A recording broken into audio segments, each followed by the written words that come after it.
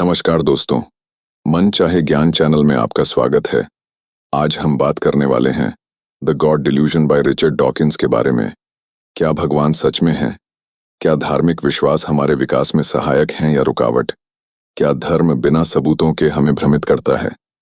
आज इसी पे चर्चा करेंगे, तो ध्यान से सुनो। एक बार की बात है, एक छोटे से गांव में एक बच्चा अपने दादाजी से पूछता है, दादाजी, भगवान सच में होते हैं? दादाजी मुस्कुराते हैं और कहते हैं, बिल्कुल होते हैं बेटा, वो हमें सब कुछ देते हैं, बारिश, खाना, जिंदगी और भी बहुत कुछ। वही बच्चा बड़ा होकर शहर जाता है, साइंस पढ़ता है और सोचने लगता है, अगर भगवान है तो उनके होने का कोई सबूत क्यों नहीं? क्यों अलग अलग धर्म अलग अलग भगवानों की बातें करते हैं? क्या ये सब सिर्फ विश्वास है या कुछ और? दोस्तों, हम सभी के मन में ये सवाल कभी ना कभी जरूर आता है, क्या वाकई में कोई भगवान है?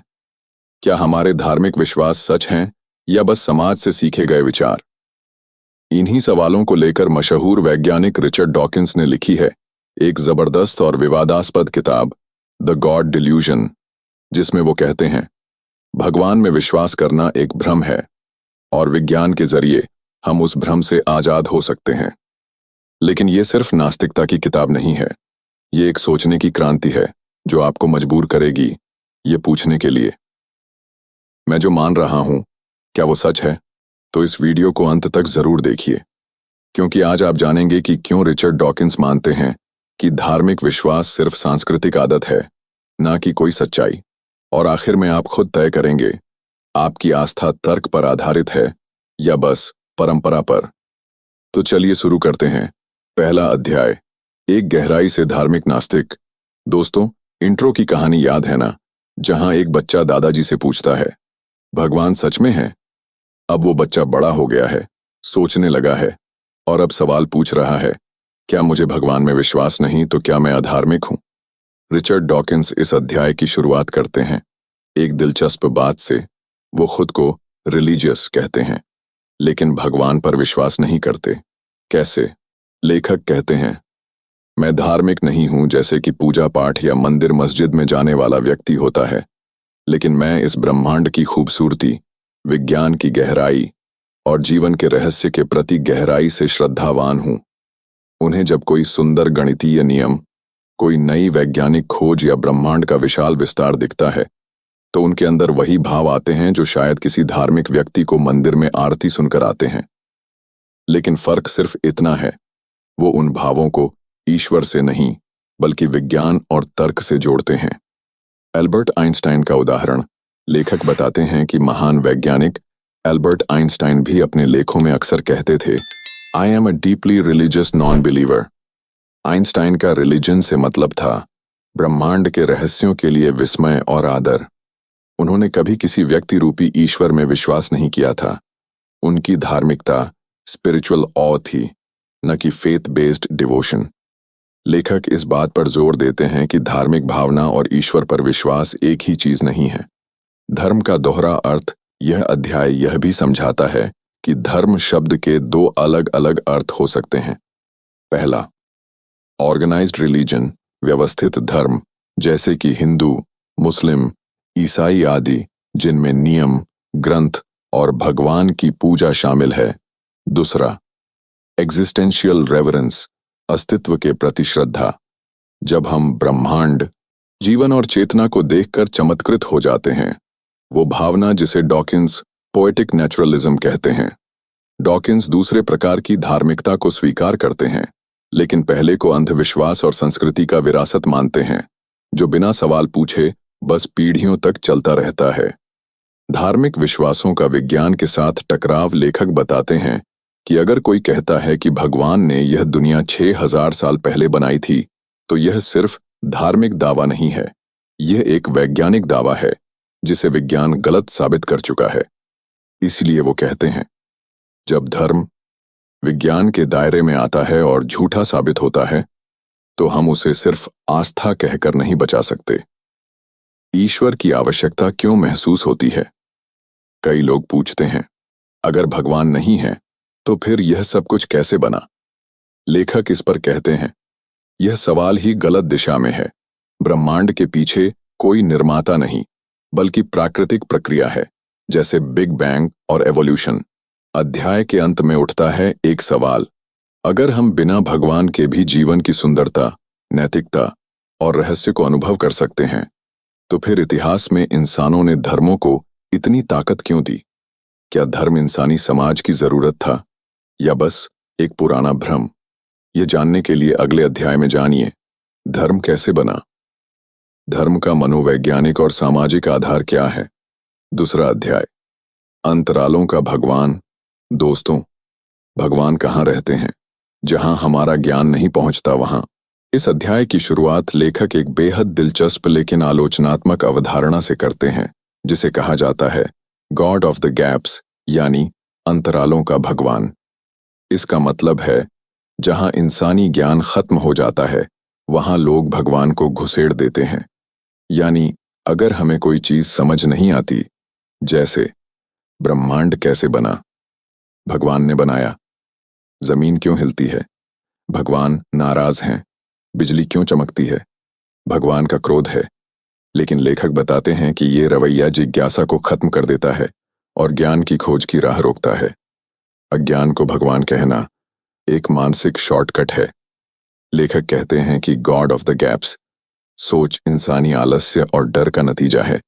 जब इंसान किसी चीज को नहीं समझता, तो वह तुरंत किसी दैवीय शक्ति को जिम्मेदार ठहरा देता है, क्योंकि यह करना सोचने से आसान होता है।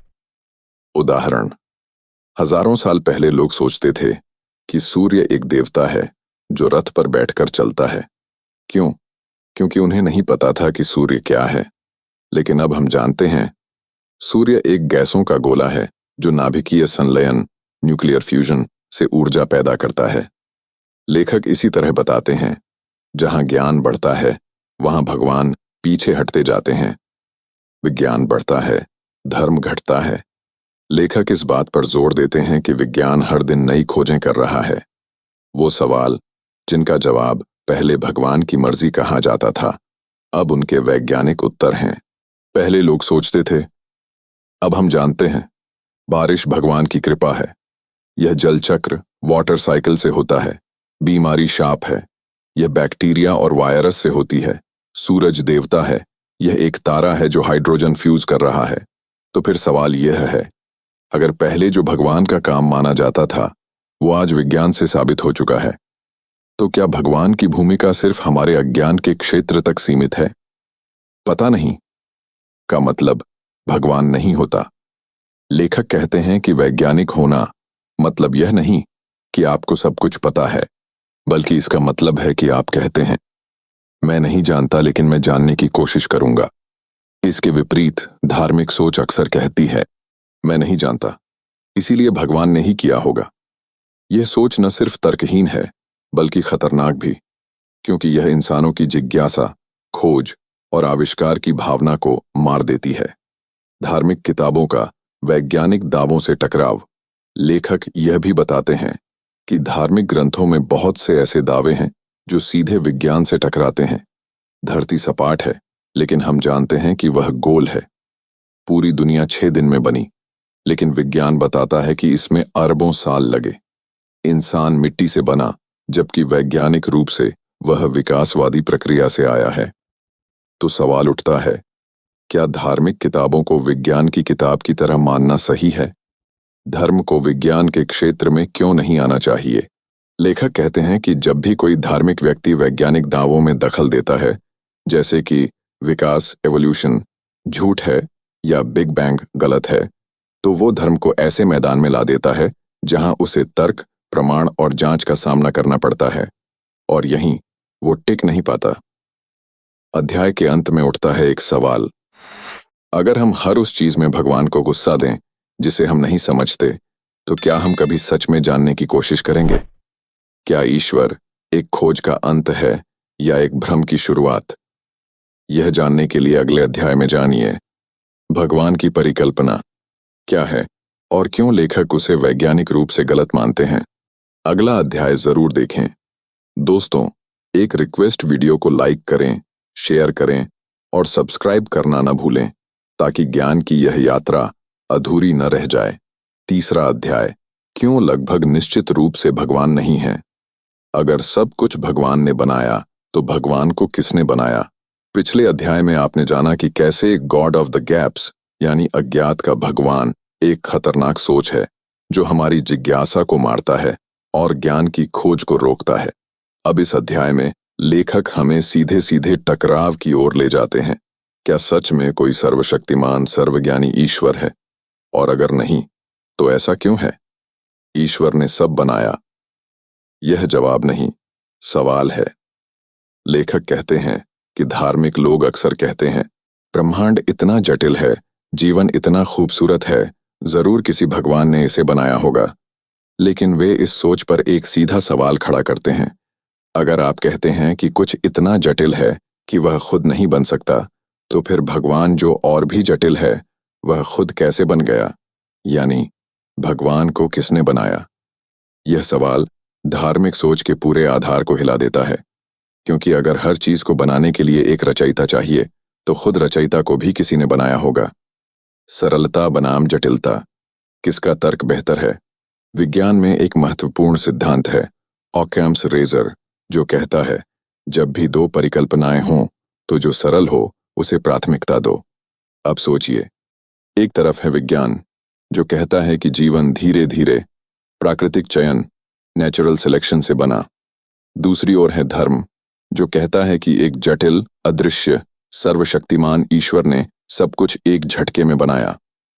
लेखक कहते हैं कि ईश्वर की कल्पना बिल्कुल असाधारण और जटिल है, इसलिए उसे अंतिम उत्तर मानना तर्क के विरुद्ध है। डार्विन का विकासवाद, एक वैज्ञानिक चमत्कार। लेखक इस अध्याय में 4 बार जोर देकर कहते हैं कि अगर चार्ल्स डार्विन का विकासवाद, एवोल्यूशन, हमें नहीं मिला होता तो शायद वह भी ईश्वर में विश्वास करते, क्योंकि जीवन की इतनी जटिलता को बिना किसी रचयिता के समझा पाना लगभग असंभव लगता, जब तक कि हमें नेचुरल सिलेक्शन की समझ ना हो। नेचुरल सिलेक्शन दिखाता है कि सरल जीव धीरे धीरे जटिल बनते गए और आज का इंसान करोड़ों वर्षों के विकास का परिणाम है, न कि किसी अद्भुत पल में बना भगवान की विशेष रचना। ईश्वर एक अनावश्यक परिकल्पना। इस अध्याय में लेखक कहते हैं ईश्वर की कल्पना न तो किसी वैज्ञानिक पहेली को हल करती है, न ही वह किसी सवाल का तार्किक उत्तर है, बल्कि वह सवालों से भागने का आसान तरीका है।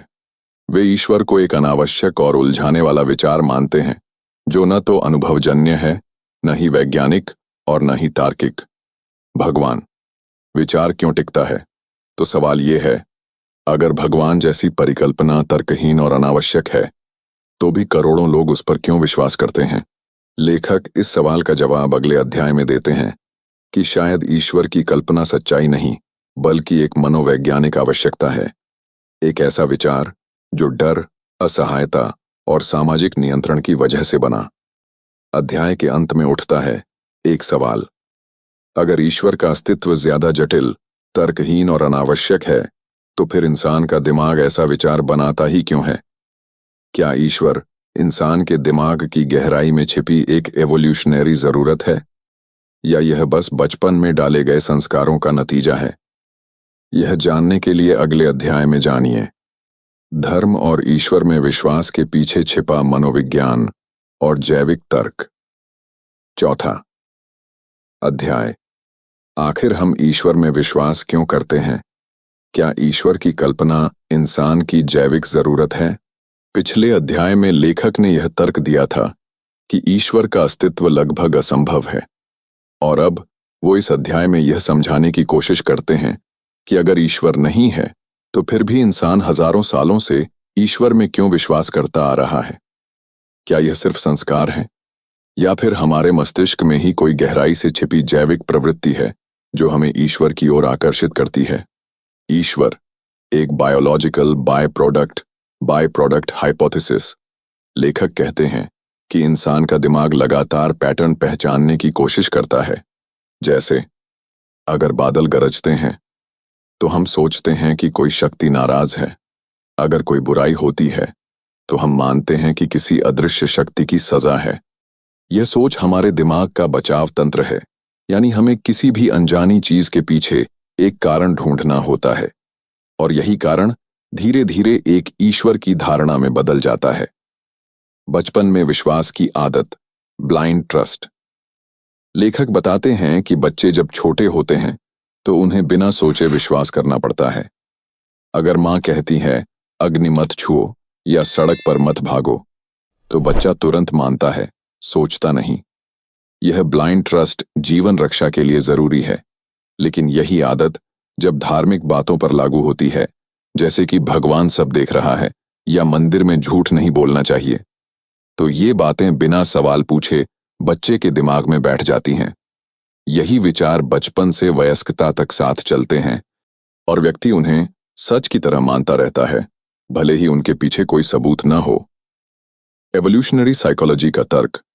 लेखक इस अध्याय में एवोल्यूशनरी साइकोलॉजी की मदद से समझाते हैं कि हमारा दिमाग सामाजिक संकेतों और आदेशों को मानने के लिए ही विकसित हुआ है। यह गुण हमारी प्रजाति की जीवित रहने की संभावना को बढ़ाता है, लेकिन ये आदतें गलत दिशा में भी जा सकती हैं। जैसे कोई कहे कुर्बानी दो तभी भगवान खुश होगा, तो लोग बिना सवाल पूछे जान तक दे देते हैं। इस प्रक्रिया को लेखक कहते हैं अ मिसफायरिंग ऑफ समथिंग यूजफुल, यानी एक उपयोगी गुण का गलत दिशा में उपयोग। धार्मिक व्यवहार कैसे फैलता है? Meme theory. लेखक के अनुसार धार्मिक विचार जीन की तरह नहीं, बल्कि मीम की तरह फैलते हैं, यानी एक विचार जो पीढ़ी दर पीढ़ी संस्कृति, परंपरा और समाज के जरिए आगे बढ़ता है। जैसे भगवान सब देख रहा है, गुरु के बिना ज्ञान नहीं मिलता, मृत्यु के बाद स्वर्ग है। ये विचार बचपन में घर, स्कूल, धार्मिक स्थलों से इंसान के मस्तिष्क में स्थायी रूप से बैठ जाते हैं। लेखक कहते हैं कि ये विचार सच्चाई नहीं, बल्कि सामाजिक वायरस की तरह होते हैं, जो बिना तार्किक जांच के फैलते हैं। क्या ईश्वर का विचार हमारी सोच की कमजोरी है? लेखक यह नहीं कहते कि जो लोग भगवान में विश्वास करते हैं वे मूर्ख हैं, बल्कि वे कहते हैं कि हमारे दिमाग में ऐसी प्रवृत्तियां हैं जो ईश्वर की कल्पना को स्वाभाविक और आरामदायक बना देती है। ईश्वर का विचार हमें सुरक्षा का एहसास देता है, न्याय की उम्मीद देता है और मृत्यु के डर से राहत देता है। लेकिन सवाल यह है, क्या आरामदायक विचार सच भी होते हैं? अध्याय के अंत में उठता है एक सवाल, अगर ईश्वर का विश्वास हमारे दिमाग की आदत है, तो फिर दुनिया में अलग अलग जगहों पर इतने अलग अलग भगवानों की कल्पना क्यों हुई? क्या यह सिद्ध करता है कि ईश्वर एक सार्वभौमिक सत्य नहीं, बल्कि एक सांस्कृतिक रचना है? यह जानने के लिए अगले अध्याय में जानिए दुनिया भर में अलग अलग धार्मिक विश्वासों की उत्पत्ति और उनका मनोवैज्ञानिक विश्लेषण। 5वां अध्याय, धर्म की जड़ें।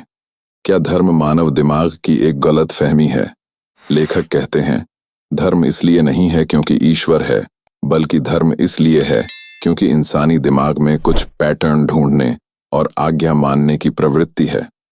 यानी ईश्वर का विचार एक जैविक जरूरत नहीं, बल्कि एक मनोवैज्ञानिक बाय प्रोडक्ट है। तो सवाल उठता है, अगर धर्म ईश्वर का प्रमाण नहीं है, तो फिर धर्म आया कहां से? धर्म विकास की प्रक्रिया का बाय प्रोडक्ट। लेखक इस अध्याय में यह सुझाव देते हैं कि धर्म कोई मुख्य उद्देश्य नहीं है, बल्कि मानव विकास, इवोल्यूशन में उत्पन्न हुई उपयोगी प्रवृत्तियों का साइड इफेक्ट है। उदाहरण के लिए, नंबर 1, बचपन में आज्ञा पालन।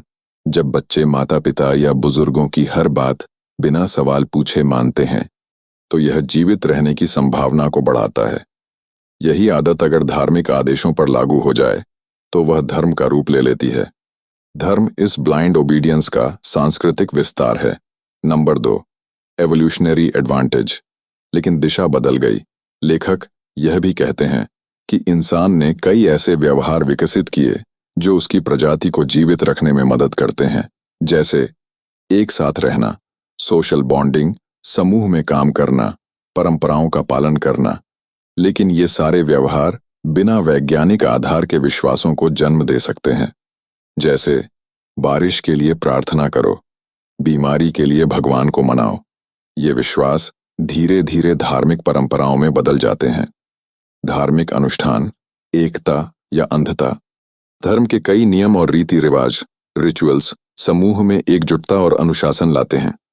उदाहरण, नंबर 1 उपवास, नंबर 2 बलि सैक्रिफाइस, नंबर 3 तीर्थ यात्रा पिलग्रिमेज। लेखक के अनुसार ये सब धार्मिक अभ्यास नहीं बल्कि सामाजिक एकता के इवोल्यूशनरी टूल्स हैं। लेकिन जब ये विश्वास बिना सवाल के अपनाए जाते हैं तो ये अंधश्रद्धा में बदल जाते हैं। क्या धर्म एक उपयोगी भ्रम है? बहुत से लोग कहते हैं चाहे ईश्वर हो या ना हो, धर्म तो लोगों को नैतिक बनाता है, सदाचार सिखाता है।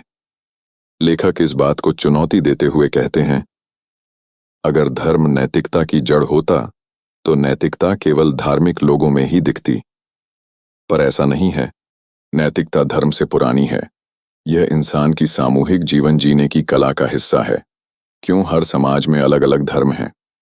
लेखक इस बात पर भी जोर देते हैं कि अगर ईश्वर एक ही होता तो पूरी दुनिया में एक ही धर्म होता। लेकिन सच्चाई ये है कि हिंदू भारत में पैदा होते हैं, मुस्लिम मिडिल ईस्ट में, ईसाई यूरोप अमेरिका में और बौद्ध एशिया में। यानी धर्म का निर्धारण जन्मस्थान और परंपरा से होता है, न कि किसी वैश्विक सत्य से। अध्याय के अंत में एक जबरदस्त प्रश्न, अगर धर्म एक जैविक या सामाजिक साइड इफेक्ट है तो फिर सवाल ये है, क्या विज्ञान धर्म की जगह ले सकता है? क्या हम नैतिक, सामाजिक और भावनात्मक जरूरतों को धार्मिक विश्वासों के बिना भी पूरा कर सकते हैं? अगले अध्याय में रिचर्ड डॉकिंस इसी प्रश्न का जवाब खोजते हैं। क्या हमें नैतिक बनने के लिए भगवान की जरूरत है? छठा और आखिरी अध्याय, नैतिकता की जड़ें। हम अच्छे क्यों हैं? क्या इंसान को अच्छा बनने के लिए भगवान की जरूरत है? बहुत से धार्मिक लोग मानते हैं कि अगर भगवान ना हो तो इंसान चोरी करेगा, हत्या करेगा, धोखा देगा। लेकिन लेखक इस बात को खारिज करते हैं और कहते हैं, नैतिकता कोई ईश्वरीय आदेश नहीं है, बल्कि यह हमारी मानवता की गहराई से निकली एक स्वाभाविक भावना है। नैतिकता एक जैविक विकास का हिस्सा है, लेकिन लेखक ये साबित करते हैं कि नैतिकता, मोरालिटी भी इंसान के एवोल्यूशन का एक हिस्सा है। उनका कहना है कि इंसान समूह में जीने वाला प्राणी है। दूसरों की मदद करने से समूह मजबूत होता है, और समूह जितना मजबूत, प्रजाति की बचने की संभावना उतनी ज्यादा है। इसलिए इंसान में स्वाभाविक रूप से सहानुभूति, एम्पैथी, करुणा, कंपैशन, न्याय की भावना, सेंस ऑफ फेयरनेस जैसे नैतिक मूल्य विकसित हो गए। यानी हम इसलिए अच्छे हैं क्योंकि अच्छे होने से हमारी प्रजाति का अस्तित्व बचता है, न कि किसी भगवान के डर से। रेसिप्रोकल अल्ट्रुइज्म, मैं तेरी मदद करूं, तू मेरी, लेखक बताते हैं कि मानव नैतिकता का एक मुख्य सिद्धांत है। रेसिप्रोकल अल्ट्रुइज्म यानी पारस्परिक परोपकारिता। इसका मतलब, अगर मैं आज तुम्हारी मदद करता हूं तो संभावना है कि कल तुम मेरी मदद करोगे। यह भावना ईश्वर का डर नहीं बल्कि सामाजिक व्यवहार से उत्पन्न हुई है। मोरालिटी का विज्ञान क्या कहता है? लेखक कई शोधों और प्रयोगों का हवाला देते हैं जो दिखाते हैं कि छोटे बच्चे भी बिना धर्म सिखाए सही और गलत में फर्क समझते हैं। कई जानवरों में भी नैतिक व्यवहार देखे गए हैं, जैसे सहानुभूति, सहयोग, न्याय। इससे यह साफ होता है, नैतिकता धार्मिक शिक्षा का परिणाम नहीं बल्कि एक जैविक और सामाजिक स्वभाव है। क्या धर्म नैतिकता को नुकसान पहुंचाता है? लेखक एक गहरी बात कहते हैं, कभी कभी धर्म नैतिकता को सुधारता नहीं बल्कि उसे कुंद करता है। उदाहरण, धार्मिक युद्ध, क्रूसेड्स, जिहाद, आतंकवाद, धर्म के नाम पर भेदभाव, जाति व्यवस्था, महिलाओं पर नियंत्रण। धार्मिक आदेशों के कारण मानवता का हनन, बलि, बाल विवाह, हिजाब इत्यादि। यानी धर्म नैतिकता का एकमात्र स्रोत नहीं बल्कि कभी कभी उसका दमनकर्ता बन जाता है। हम अच्छे कैसे बन सकते हैं बिना धर्म के? लेखक का संदेश साफ है, इंसान बिना भगवान के भी अच्छा हो सकता है। अच्छा बनने के लिए चाहिए, नंबर 1 क्रिटिकल थिंकिंग, तर्कशील सोच। नंबर 2 एम्पैथी, दूसरों की भावना समझना। नंबर 3 एजुकेशन, सच्चाई की जानकारी। नंबर 4 साइंटिफिक स्पिरिट, सवाल पूछने की आदत। धर्म नहीं, मानवता और तर्क हमारा नैतिक मार्गदर्शक बन सकते हैं। अध्याय का समापन और जीवन में सीख। प्रिय दर्शकों, रिचर्ड डॉकिंस की यह किताब सिर्फ नास्तिकता को बढ़ावा देने की कोशिश नहीं है, बल्कि यह हमें सोचने, सवाल करने और स्वतंत्र रूप से निर्णय लेने के लिए प्रेरित करती है। यह किताब कहती है, ब्लाइंड फेथ को छोड़ो और तर्कशील सोच अपनाओ। ईश्वर के नाम पर जो कहा गया उसे आंख मूंद कर न मानो। पहले सवाल करो, फिर विश्वास करो। अब क्या करें? जीवन में उपयोग कैसे करें? पहला, हर विश्वास पर सवाल उठाइए, सिर्फ इसलिए मत मानिए कि सब मानते हैं। दूसरा, क्रिटिकल थिंकिंग को अपनाइए, विज्ञान और तर्क से सोचिए। तीसरा, दूसरों के प्रति सहानुभूति रखिए, यही असली नैतिकता है। चौथा, खुले मन से संवाद कीजिए, विरोधी विचारों को समझिए। आपके लिए आखिरी सवाल, अगर इंसान बिना भगवान के अच्छा बन सकता है, तो क्या अब वक्त आ गया है कि हम धर्म के डर से आजाद होकर तर्क, करुणा और विज्ञान को अपनाएं? अगर यह वीडियो आपको सोचने पर मजबूर करता है, तो इसे लाइक कीजिए, अपने दोस्तों के साथ शेयर कीजिए और हमारे चैनल को सब्सक्राइब कीजिए, क्योंकि हम लाते हैं ऐसी किताबें जो आपकी सोच को बदल सकती हैं। याद रखिए, अंधविश्वास से मुक्त होकर ही सच्ची आजादी मिलती है, और यही है द गॉड डिल्यूजन का असली संदेश।